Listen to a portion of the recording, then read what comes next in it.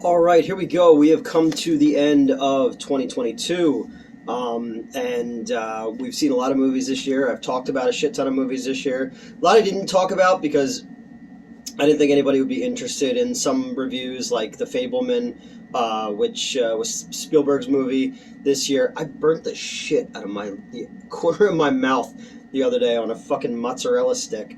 So yeah, The Fableman was Spielberg's movie. It didn't hold together as a film, really. It was just kind of a series of scenes. Great ending, though. The fucking ending was beautiful. That was all fantastic. Let's get into some of the honorable mentions for the year. Prey, the newest Predator movie, went direct to Hulu. Really cool to see a Predator in different time periods. I think they did a good job with it. The Batman, people thought it would be higher on my list. Beautifully shot, beautifully scored, fantastic acting, but I've already seen 7, and it repeats too many of the beats that we just saw in the Chris Nolan movies. Bones and All, I have a review on this channel that Metz and I did. Really good movie, left you with a lot to think about, but I just don't think it reached the level of these other ones. Smile, we did a review of. I thought that was a fun one. It was sort of like The Ring, almost. Bullet Train, I didn't talk about, but I should have. Sort of a Guy Ritchie style, crime comedy on fucking steroids, set in Japan on a bullet train. Fantastic fucking cameos. There's so many people who pop up in this movie and you're just like, what the fuck?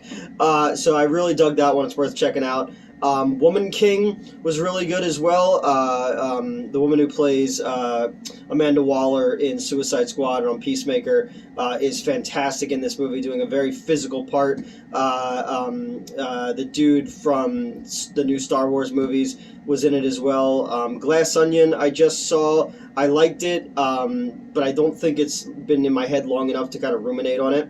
So let's go with 10 to 1. We'll go backwards. Number 10, The Whale. I just, you can watch my review of that. It hit me in a very weird place, and I got very emotional while watching it. So Brendan Fraser is fantastic. I love it is based on a play. I didn't realize that when I did my review. But Brendan Fraser's performance is just great, and just the limited locations and that play vibe really carries through. Number 9, Violent Night. This movie was great. It's going to become a Christmas staple for me, and I hate Christmas. David Harbour is kind of a pissed off fucking grindhouse Santa Claus. And it was really fun, really well done. I'd love to see more sequels to these. Number 8 would be Nope, which was the newest film by Jordan Peele. It's an interesting take on the alien mythos, very much inspired by an early Spielberg movie, so you get the Close Encounters vibe out of it. I've been reading more stuff where it's not an alien, it's angels, like the old school, interpretations of angels from the Old Testament, which is kind of seraphim, be kind of a cool way to look at it. I really, really like this movie. It was up there. It feels like Jaws. It feels like Jurassic Park. It feels like Close Encounters. It's got that old school Hollywood spectacle movie to it, that I grew up with. Next up would be Eggers Northman, which is this fucked up feral Viking revenge story. I love that it's grounded enough, but it also feels like a fantasy film a lot of times. The first appearance on our list of Anna Taylor-Joy, she's fantastic in it. Willem Dafoe's great in it. Another great year for what's his face from Ethan Hawke. Black Phone. I left Black Phone off. I don't know. Next up is The Menu.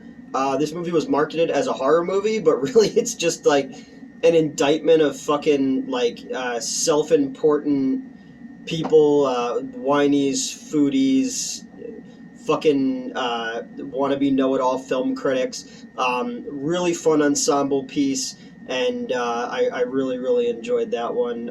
I just love the celebrity chef who's just fucking pissed off and tired of everybody's bullshit. Really, really well done. I put these two together, X and Pearl. X came out earlier in the year, one of my favorite horror movies of the year. Feels very Eaten Alive, very Texas Chainsaw Massacre. It's about a group who goes to make a porno movie in the 1970s on this farm where they encounter psycho horny old people, and it's really, really well done. Mia Goth does great playing two characters. You also have Jenna Ortega, who went on to do this Wednesday Addams, and she was in Scream 5. She's really good in it. And then you have Pearl, which is the prequel, which is more like an old-fashioned musical at times. The movie's a lot broader, a lot more colorful. But Mia Goth's performance in the movie is deserves fucking awards, man. The ending monologue alone is up there with the USS Indianapolis scene in Jaws. It's incredible, and then her just smile over the end credits is insane. I loved it. After that is Elvis, Baz Luhrmann's Elvis. A lot of people didn't really like this movie. I've watched it a couple times now, and the manic. Because we were like, oh, it just moves too fast. I'm like, yeah, that's Elvis, dude. Like, it's manic. It's just trying to hold on this ride, and the music and the performances, I thought were just fantastic. And there's just times when you're watching it on a big screen where you kind of feel it in your chest, and really, really, really fucking impressive. Third on my list is Everything Everywhere All at Once, director of Swiss Army Man. And in this world of superhero movies where we've got multiverse stuff everywhere, this one does the multiverse really, really well. The thing obviously it brings Short Round back, and I've been, I love Goonies, and his episode of Tales from the Crypt is so cool to see him having a resurgence. It would be cool if he gets nominated for an Oscar and Brendan Fraser gets nominated for Oscar, because then it would be two people from Encino Man who get Oscar nods, I just I love a movie where, especially in 2022, when you're jaded, you've seen everything, where you don't know frame to frame what's going to happen next. That's really fucking cool. Jamie Lee Curtis does a really good job in it. Everybody was great in it, and I love seeing movies from different perspectives. It's not the Joy Luck Club. It's not better. Good Luck Tomorrow. It's another Asian-centric story showing these people's lives that we don't often get to see, without going to an art house film or something like that. It's funny, I went to go see, what did I see recently?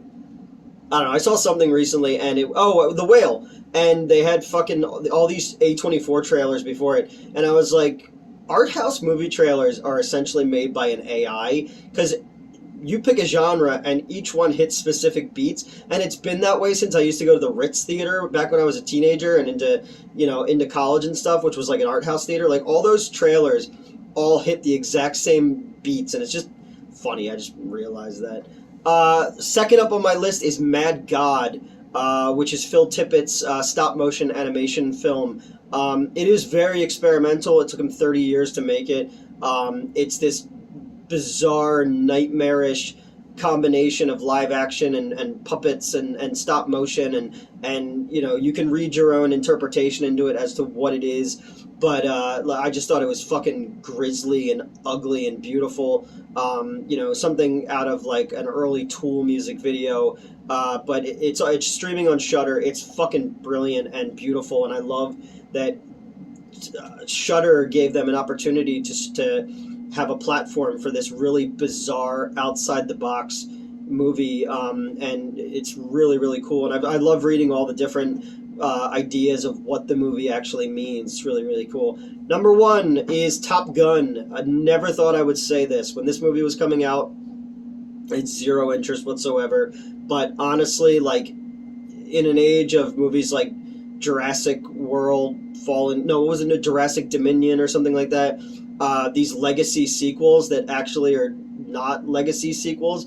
This movie was a pure old-fashioned 70s, 80s, all killer, no filler a ride. They always say that about Marvel movies, Ricky Gervais, they're just amusement park rides, they're not movies. This found a way to have all the fucking cool action shit, plus characters that you give a shit about, and tell a fucking story, not just show special effects. And, it's a movie that didn't have an agenda. There's no political, bullshit behind it of ticking boxes of different diversities and all that kind of stuff. It literally just told a fucking story in an interesting way with interesting characters, paid homage to honored the original movie, and just proves why Tom Cruise is the last movie star, really, So that's my movies for the year. Top Gun, Mad God, Everything Everywhere All at Once, Elvis, double feature Prey and Pearl, X and Pearl, Menu, Northman, Nope, Violent Night, and The Whale are my top 10. There's a lot of shit that I missed, a lot of shit that I just didn't think anybody would care about, so I didn't talk about on this channel. I still want to see Crimes of the Future. I still want to see Empire of Light. I never want to have to see Morbius again, or fucking Spirit Halloween, the movie. I should make Morbius the thumbnail, though, just to be like, what the fuck's wrong with that guy? But it was a great year for movies. I'm really looking forward to what next year is going to bring, and maybe I'll nominate all my own movies next year for best movie, because I'm a fucking egomaniac.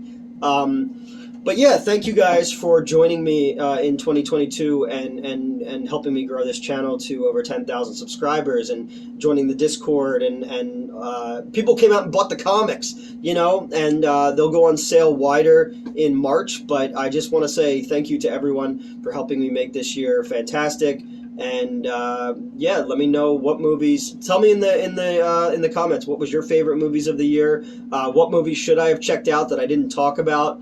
What are you excited about next year? Like, it's a loaded question. Let's just keep feeding the algorithm. All right, guys. Thank you so much. Have a good New Year's, and I will see you all in 2023. Be safe out there. Bye.